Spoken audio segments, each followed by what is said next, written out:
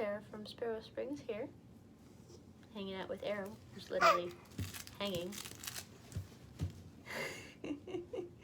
And we are wrapping up the final part of our art education series.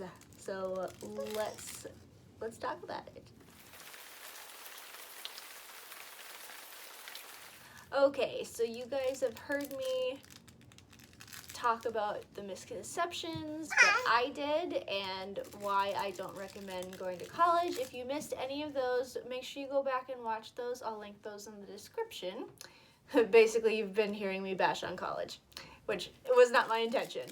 This video is going to be what I recommend to further your art education. As a disclaimer, if you have looked extensively into the particular field you want to be in and it does require you to get a 4-year degree, then absolutely, by all means, go and do that. I would just recommend going for the most cost-effective and efficient method possible, making sure that the particular college you are going to fulfills all of your needs. So the first thing that I recommend is finding a community of people that are willing to critique your work. This can be on an online forum, or it can be some friends and family, and it doesn't just have to be artists.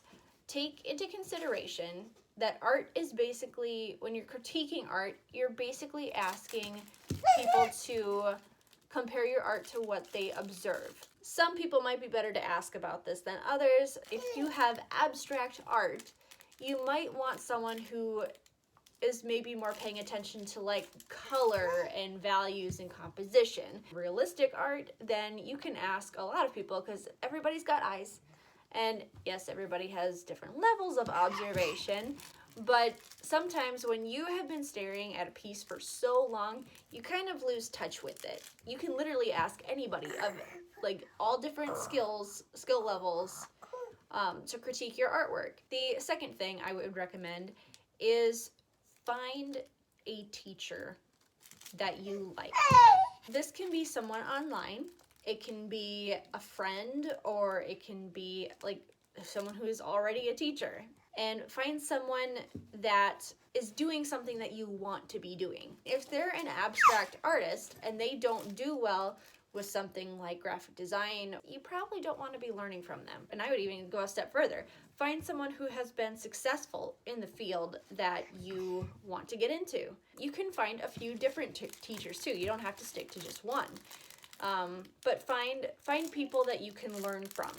Okay, and my third thing, study the classics. Leonardo, Vincent van Gogh, stuff like that. You can learn from a lot of classical painters as far as like, okay, how do you achieve this technique?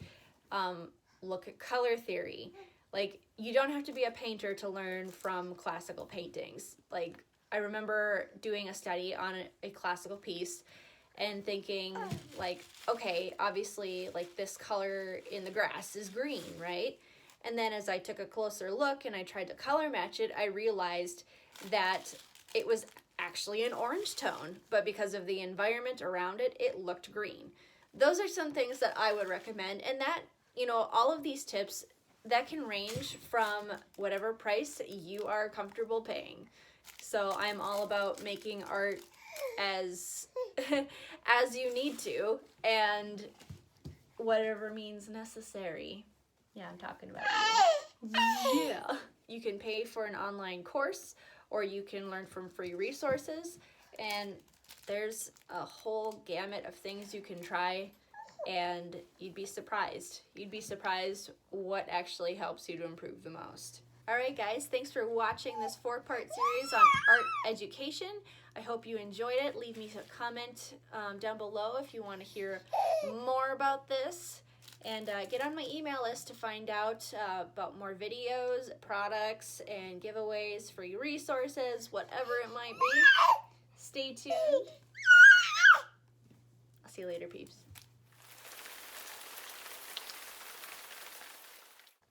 I totally just drew a blank on what my last one was. This is why I should write stuff down. Yeah, that's right. You know.